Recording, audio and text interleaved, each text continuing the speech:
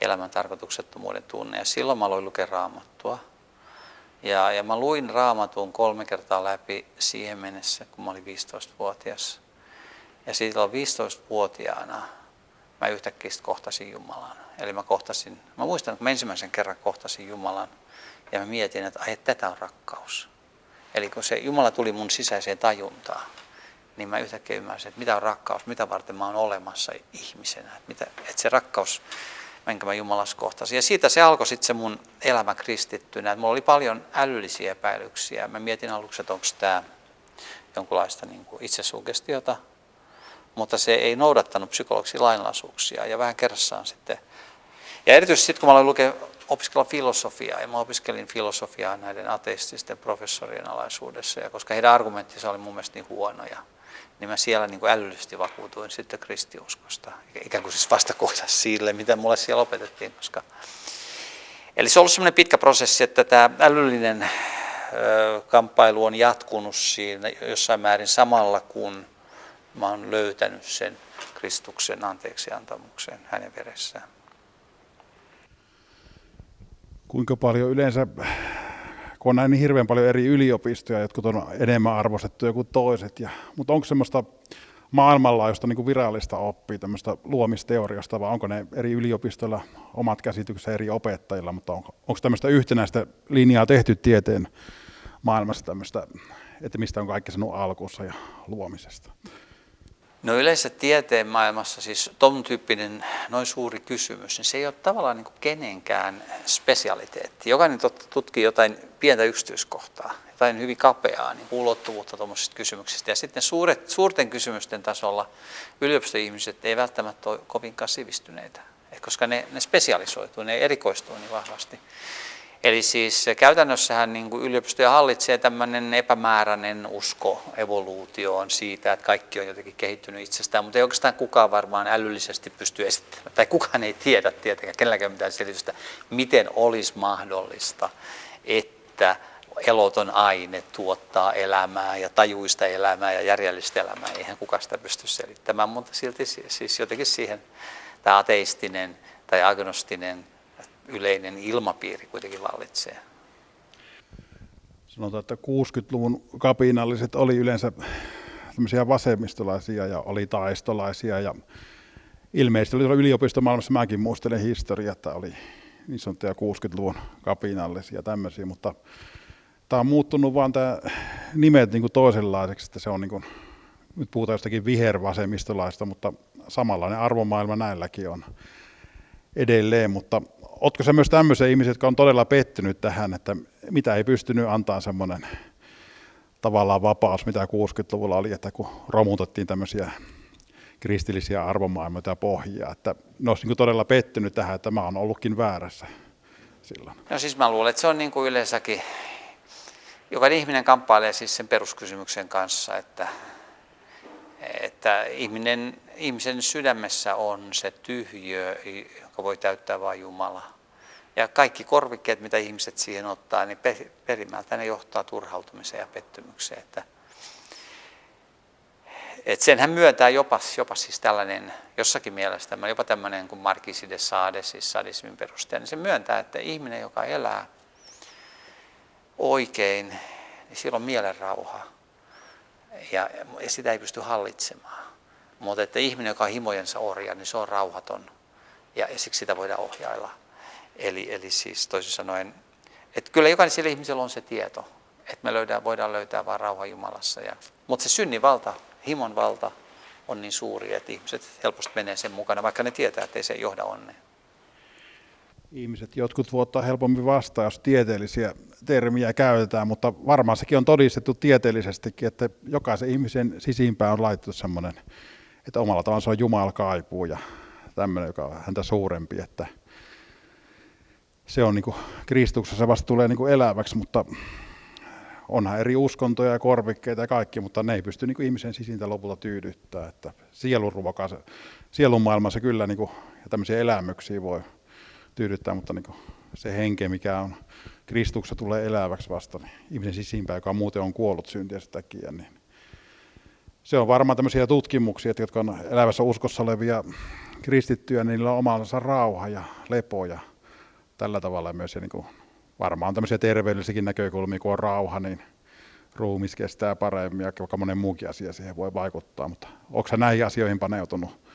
No, nythän on siis esimerkiksi kognitiivinen uskontotiede, siis ihan sellainenkin uskontotiede, mitä ateistit harrastaa, niin ne on sen saanut kyllä selville, että kaikilla ihmisillä, kaikissa kulttuureissa on tämmöinen automaattinen taipumus uskoa Jumalaan siihen, että Jumala on luonut maailman. Että se on sisäänrakennettu ihmisen älyllisiin prosesseihin. Ja nythän meillä on myös paljon, eli siis luonnostaan jokainen lapsi luonnostaan uskoo, että Jumala on luonut maailman. Se on siis sisäänrakennettu. Ja ateistitkin uskoo siihen automaattisen ajattelun tasolla, vaikka ne sitten tietoisella tasolla sen kieltäisi. Ja meillä on paljon tutkimuksia siitä, siis just siitä, mitä sanot, että ihmisen psyykkistä hyvinvointia edistää sellainen elämäntapa, jossa se omistautuu ennemminkin niin kuin rakkaudelle, palvelemiselle ja sellainen ihminen, joka käy Jumalan palveluksessa ja rukoilee, niin se voi paremmin ihan psyykkisesti. Siitähän meillä on myös hyvin paljon tutkimusta. Ja myös sitten ihmissuhteet on hyvin tärkeitä. Se on kristiuskonkin sellainen keskeinen, että miten niin kuin toisen ihmisen kunnioittaminen ajatteleminen, että semmoinen ihminen, joka täysin niin kuin itselleen vaan eläisi, niin ei se voi hyvin sillä tavalla, että antaessaan myös saa, että milloin kukin ihminen voi vaikuttaa ja ihmissuhteisiin, että ne olisi siunauksellisia. Että ristiähän kuvaa se ylöspäin suuntautuva poikkipuu, niin kuin, ja sitten tämä poikittainen, että minkälainen suhde meillä on ihmisiin, niin kuin se poikittainen, niin meillä on se suhde myös niin kuin taivaaseen, eli Jumalaa. Että hyvin tärkeänä säkin pidät varmaan tämmöisten ihmissuhteiden niin kuin ylläpitämistä ja palvelemista, että mitä jokainen pystyt omalla paikalla olemaan ja omalla tavallaan. Niin tällaisen käsityksen ainakin minä olen saanut. Että muistelen just sitä Viitaniemen yläaste Jyväskylässä, missä olit 80-luvulla luennoimassa ja miten niin hyvä mieli siitä jäi, että oli tämmöinenkin uskontotunti ja puolustettiin Raamattua. Että tämmöiset on niin kuin vuosikymmeniä ollut sunkin palvelustehtävä, että paljon tapaa ihmisiä ja luennoi. Et nythän kristiuskon ytimessä on juuri tämä, että Jumalan rakkaus. Ja ihminen on luotu Jumalan kuvaksi, että ihminen on luotu rakkautta varten. Ja sitten kun Jumala on kolmiyhteinen Jumala, että Jumalassa on 3 persoonaa, jotka rakastaa toisiaan. Ihmiselämän tarkoitus on rakkaus. Ja kristiusko avaa juuri tämän ulottuvuuden, kun se selittää meille, että millä tavalla se rakkaus on ikuista. Koska se on ikuisuudessa on ollut tämä rakastava persoona, 3 persoonaa, jotka rakastavat toisiaan, on ollut yksi Jumala. Eli siinä mielessä tämä kristiusko antaa ja ikään kuin avaa ja inspiroi meissä juuri näitä tällaisia ihmissuhteita. Joo, näin se on. Miten sä oot kokenut oman niin kuin palvelustehtävää ja sitten jossakin vaiheessa tietenkin eläkeikää tulee ja muita, mutta onko tämmöisessä yliopistomaailmassa, niin tekeekö yleensä niin kuin eläkkeellä? Jotkut tekee nykyisin on muotia tehdä eläkkeelläkin töitä ja monet tekee, mutta vaikeista on yleistä, on niin erilaisia terveyttä, mutta sä oot kokenut edelleen hyvänä kuitenkin matkustaa eri paikoissa ja luennoida ja tällä tavalla. No se on siinä vähän, että mulle siis, mun alana on filosofia ja se filosofia on niin kuin elämäntapa.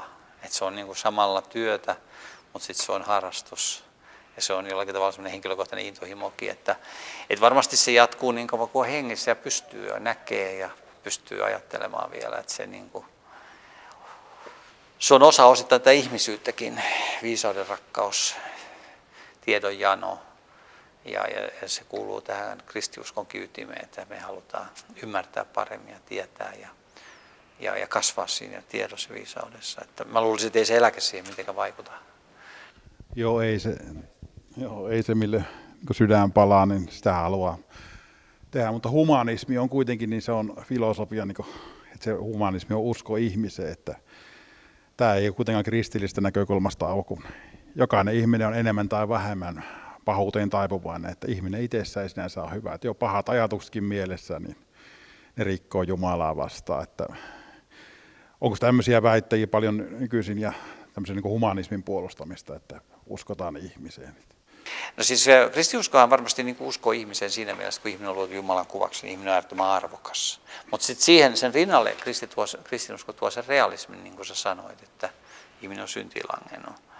Ja nyt sen mitä sä kutsuit tämmöiseksi niin kuin ylioptimistiseksi käsitykseksi, jossa uskotaan, että ihminen on niin kuin hyvä. Niin sen ongelmanhan on se, että se on johtanut maailman historian suurimpiin tragedioihin. Siis esimerkiksi marksismihan uskoo, että ihminen on hyvä, siksi ne keskittää valtaa. Rousseau uskoo, että ihminen on hyvä ja sen tähden hän niin kuin vähätteli esimerkiksi kasvatuksen merkitystä. Eli se oikeanlainen usko on mun mielestä kristinuskossa tasapaino. Sä uskot yhtä aikaa, että ihminen on äärettömän arvokas, mutta samalla sulla on se realistinen käsitys ihmisen pahuudesta. Mutta että ihmisen pahuuteen on ratkaisu, siihen on lääke, siis Kristuksen veri on sovittanut meidän pahuutemme. Ja kun me ollaan Kristuksen ristin juurella pahoina ihmisinä, niin siinä se pahuus jollakin tavalla kesytetään kuitenkin. Joo, se on jännä asia se anteeksi antamus tässä, että kuka tahansa ihminen voi periaatteessa päästä lepoon ja rauhaan tämän elävän uskoon tulemisen myötä. Että on niitä tietenkin monia vaikeita lähtökohtia, mutta kaikille se mahdollisuus on annettu, että se on hirveän hieno asia. Ja tätähän sitä tehdään lähetystyötä pitkin maailmassa, mutta myös tämmöinen ihminen, joka ei evankeliumi kuulu ikinä eläessään, mutta jotenkin se varmaan Jumalan maailmassa sitten nämä teot sitten ratkaisee, miten lopullisesti on, mutta ihmiseen on asetettu se justiin, että omatunto kyllä ohjaa se, että mä en millään tahansa usko, että joku ihmissyöskään ryhtyisi ja noin, vaan että jonkinlainen paatomus on tullut ja tämmöisen, mikä nyt on, voisi olla kuvitella joku pahuuteen ja tämmöinen, että jollain tavalla se kuitenkin valintoja ohjaa elämässä se omatunto ja valitseeko hyvän ja pahan. Että. Niin suurin ongelma on, mä luulen, ihmisen oma syyllisyys. Mitä mä teen mun syyllisyyden kanssa, että jos mä pystyn tunnustamaan sen sijaan, että jos mä torjun sen syyllisyyden, niin silloin tietysti mun pahuus menee pitemmälle. Koska mä en tunnusta sitä aikaisempaa syntiä, niin mä menen pitemmälle synnissä. Mutta jos mä uskallan pysähtyä ja ottaa vastaan sen Kristuksen anteeksiantamuksen, niin sitten mä pysyn kiinni todellisuudessa, että mä näen, miten paha mä olen. Mutta se mun oma pahuus ei sillä tavalla musera mua, koska mulla on se täydellinen anteeksiantamus ja mä voin aloittaa ikään kuin puhtaalta pöydältä. Mä voin tulla täysin puhtaaksi Kristuksen veressä. Eli tässä syntyy se uuden alun mahdollisuus ja samalla sellainen sietokyky siis, että kun mä kohtaan sitä omaa pahuutta, niin se ei masenna mua. Joo, näin se on, että kukaan ihminen ei voi pullistella, että on hyvä ihminen, että jokainen jos ajatellaan niin kuin Jumalansa edessä on enemmän tai vähemmän syntinen, täysin synnitöntä ihmistä ei olekaan, että Jeesus Kristus, kun hän oli maailmassa ja ihmisen muodossa, niin hän oli semmoinen ainoastaan, mutta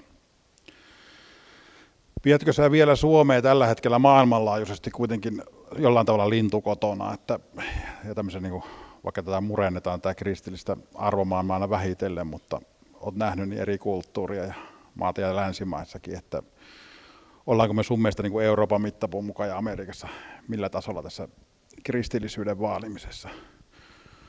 No siis Suomihan on ollut ehdottomasti niin kuin, varmaan Euroopan niin kuin kristillisimpiä maita. Et jostain syystä vaan nyt Suomessa tällä hetkellä kristiuskokin ja kristitytkin näyttää mukautuvan ajan henkeä aika lailla, että mä en sitten tiedä, että kuinka nopeasti me ollaan menettämässä sitä meidän kristillistä perintöä. Mutta että samahan tietysti tapahtuu muualla Euroopassa ja ehkä vielä nopeamminkin, että voidaan olla, että me ollaan edelleenkin vielä suhteessa aika kristillinen maa. Joo, hyvä näin ja oikein iloinen on se, että jokainen sitä Raamattu sanoo, että kylväkää kaikki ja se varsillinen tiedä, mikä antaa kasvun, että mukavalta muisteluita on ja ei sitä ikinä tiedä, mitä on ihmisiä tavannut ja muita, että tämmöistä työtä kannattaa jatkaa ja toivotaan siunausta ja kaikkea tämmöiselle työlle, että jokaisessa yhteiskuntaluokassa on eläviä kristittyjä ja eri ammatteissa ja eri kulttuureissa ja tällä tavalla. Mutta Raamattu meitä yhdistää ja elävä usko Jeesukseen Kristukseen. Siunausta sinullekin ja kaikkea hyvää työlle sitten. Joo.